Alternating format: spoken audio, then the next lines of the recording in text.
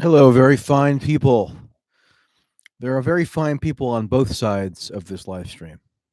Get it? If you don't get that reference, you're probably better off. Wanted to say hello. Didn't have a specific topic in mind, which is why I made the thumbnail and the title a little ambiguous. Tonight I'm going to be streaming into the wind. Just going to be rattling off some observations without a unified theme.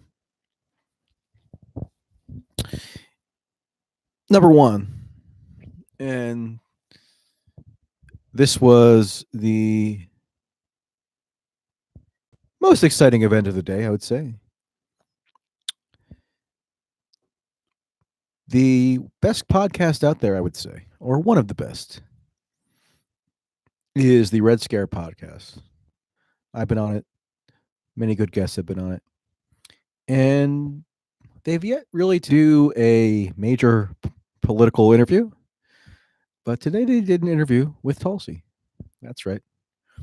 The Red Scare girls, Anna and Dasha, came up here to New Hampshire and they sat down for a very interesting interview with Tulsi in Concord, New Hampshire. And they touched on subjects that you don't hear Tulsi often elaborate on, or at least elaborate on in the way that they presented the questions and the way that the conversation progressed. And so that is going to go up tomorrow. You can go to the Red Scare Patreon or subscribe to them wherever you get your podcast to hear it.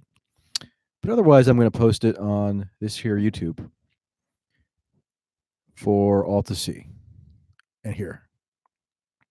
It was quite good. I don't want to spoil it, but topics come up that I think if you're listening to this stream, you probably would be interested in hearing about. Now, another thing that happened tonight, which people I already see are commenting about in the stream or in the chat, is that a poll was canceled at the last second by the Des Moines Register and CNN.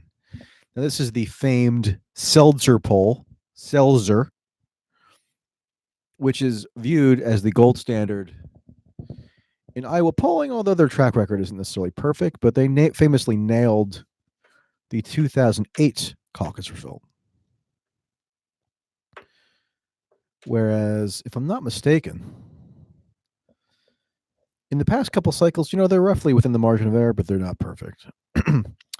So the claim is that this poll was canceled and not published at the last minute because the Mayor Pete campaign contacted the pollster or contacted the Des Moines Register and said that a respondent to the poll had informed them that Mayor Pete's name was not listed on the surveys. So Mayor Pete was not given as an option to at least one individual who took the poll. And the pollster could not verify whether this issue was widespread or if it was just confined to this one human error. So in an abundance of caution, they canceled the poll. Now, I know that Bernie people or some Bernie people might want to say that there was some vast conspiracy here and they shuttered the poll because it showed Bernie ahead. They don't want him to get a burst of momentum. I honestly doubt that. I think that they are pretty determined to maintain at least the perception of the integrity of this poll. And if Pete really was left off one of the survey questions, then that is a problem for the veracity of the poll. So I wouldn't get too worked up about it. It's one poll. The caucus is in 2 days. Who cares? I know a lot of online political data junkies are super exercised about this, but they're really the only ones. If you do want to make a difference on the ground in Iowa, I'm not there. As you know, I'm in New Hampshire, where Tulsi is focusing her campaign. But if you want to make a difference on the ground in Iowa, don't sit on Twitter refreshing manically for the latest poll results. Go and canvass. You can phone bank if you're not in the state. I'm not even saying this necessarily from a pro Bernie perspective. I'm saying if you want to make a difference, you can get involved. It's pretty easy now. You can do it remotely. A lot of people have gone to Iowa. People are coming to New Hampshire. It's interesting to get engaged in the electoral process if you can. And the biggest impact you can make, arguably, is during the time of these early state primaries because the electorates are rather small. And so every vote really does count.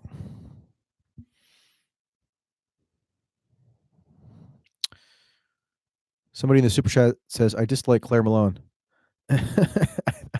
It amuses me that you even know who that is. She's one of the 538 podcast crew participants. I thought of her last night because I made sure to mark down and record for posterity that in November of 2018, she picked Kirsten Gillibrand as a more viable candidate for the Democratic nomination in 2020 than Bernie, which should say something about her political intuitions, I would think. Somebody asked, how did Iowa and New Hampshire become so important to presidential politics? Good question. Well, in New Hampshire, it is written into the state statute. It is written into the law book of the state that they go first in the primary process. It's required that they go first. And the state parties have always just acceded to that. There's nothing set in stone which makes that eternally so. But I think on balance,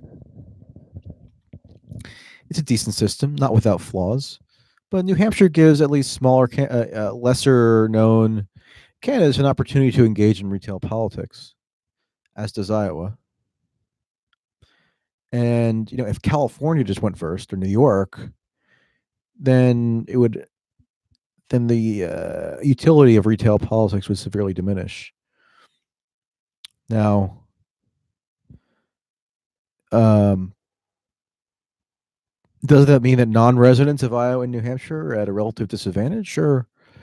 But, we have to come up with some system to select the nominee. And I think some of the complaints about this, that those two states going first, are overwrought, especially when people say they're too white.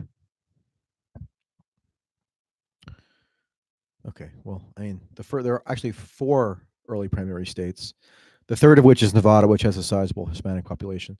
The fourth of which is South Carolina, which is in the Democratic primary dominated by black voters. So, what do you want here?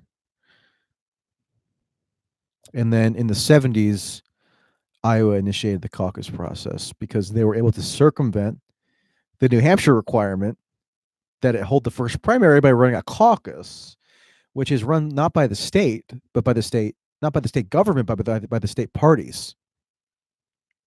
So that's an interesting distinction that maybe people don't know.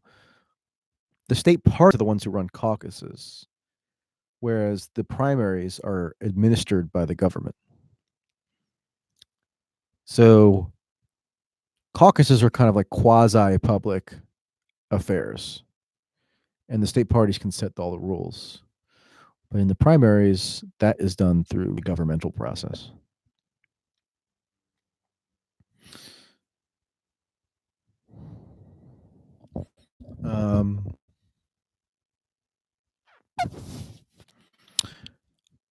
Yeah, so don't get hung up on this Iowa poll. I think there's a good chance that Bernie's ahead, but there's a lot of volatility in caucuses, especially. There could be movement in the final hours, and it's hard to say with any certainty what will happen. Rick Santorum in 2012 was not seen as at all viable until pretty much the last minute. Now, the dynamics in the Republican primary are a little different than the Democratic, but still, it just shows you that there's a fundamental uncertainty inherent to the caucus process and the early state primary process. That's what I'm saying. Now's the time, if you want to get involved. Whether it's for Bernie, Tulsi, hell, even Joe Biden. If you're a Joe Biden fan watching this feed, then hey, now's your chance. So, do you think that caucuses are fairer than primaries? fairer? Maybe not, but I actually think that there's some value in having a mixed system where you have some caucuses and some primaries. Because in a caucus, you really have to have a devoted grassroots apparatus to prevail. You have to do organizing. You have to actually get commitments from people to show up in the cold, at night, in the winter. You have to engage in persuasion. And I think there's some value to that. I don't think it's written in stone anywhere that everything has to just be a standard primary where you show up and vote. So I kind of admire the Iowa system in a way. I know some people don't like it because they say that it disadvantages people with disabilities who can't go and sit in an auditorium or like a high school gym for hours, which I get.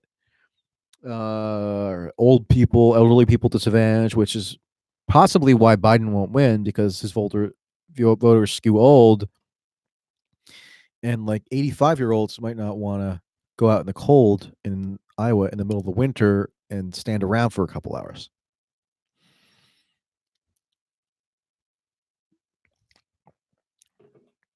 Um, so I think it's good to have sort of a mix.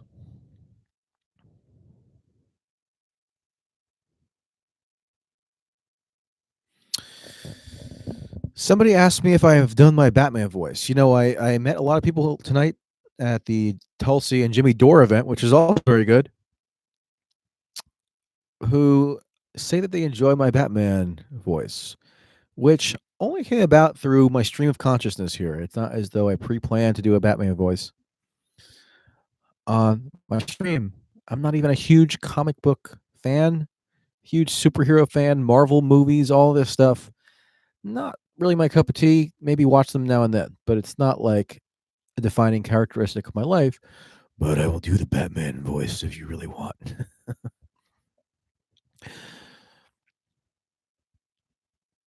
Make sure to go caucus on Monday in Iowa. Even if it's cold, even if there's something good on TV. This winter, Iowa is ground zero for caucusing. I don't know. See, silly tough, silly season. But yeah, I mean, if you're one of the people who I did meet tonight, good to meet you. Always very nice to encounter people who get some value out of this stream. One thing I mentioned to people when they say that they know me strictly from YouTube, while I appreciate that, and that's why I do these things, I encourage them to please read the stuff that I write and publish as well, if you're interested. If you're not, fine.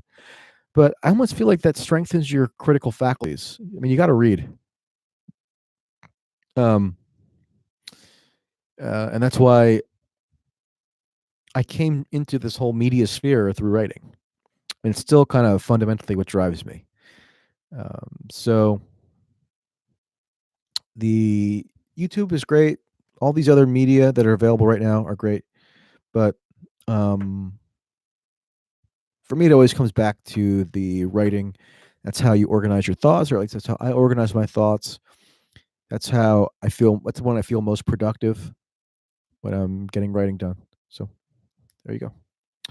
The best place to find my articles is to honestly go on Twitter because they're not always the same outlet. I always post them on Twitter. One thing I guess I could do is put out some kind of automated feed that gives you specific links to articles. So maybe I'll do that. But really through Twitter is where I put them out. And when I discuss the articles on YouTube, which I tend to do, I always include a link in the description box. So yesterday's feed has a link to 2 articles. And a couple of days before that, there was a link to a separate article. So every article that I do, I incorporate into one of my YouTube discussions, and the link is included in the description box.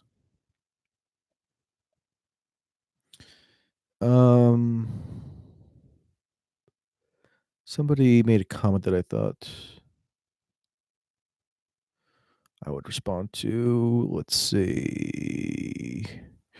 I can't find the comment in the live chat that piqued my fancy. Oh no. Batman has failed. Oh, somebody asked if I'm in Iowa right now. No, I'm in New Hampshire. So I'm zigging where the rest of the media is zagging. I'd rather be in New Hampshire right now just because I'm focusing on Tulsi. That's where she's at. So she did a couple of events and interviews and things today. The Red Scare one was the best by my lights. And be on the lookout for that tomorrow. So it's going to be published on the eve of the Iowa caucus.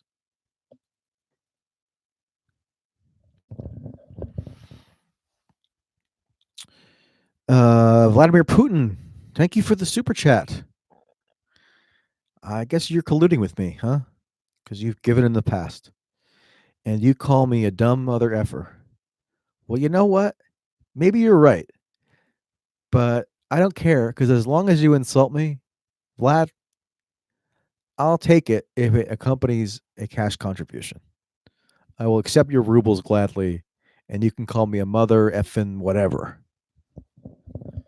buddy.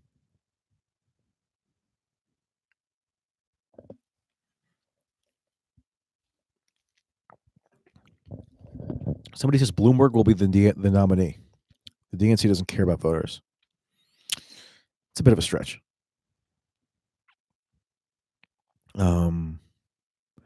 Look, maybe this parallel campaign he's running will work.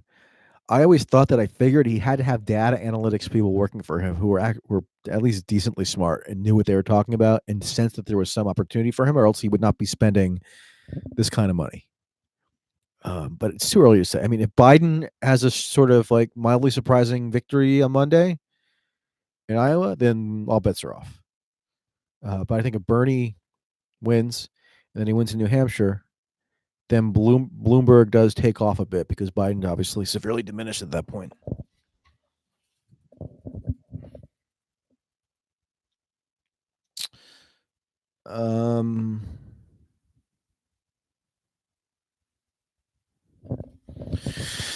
Somebody asked if I hold my mic because it's what you want to do or because it packs better than a stand.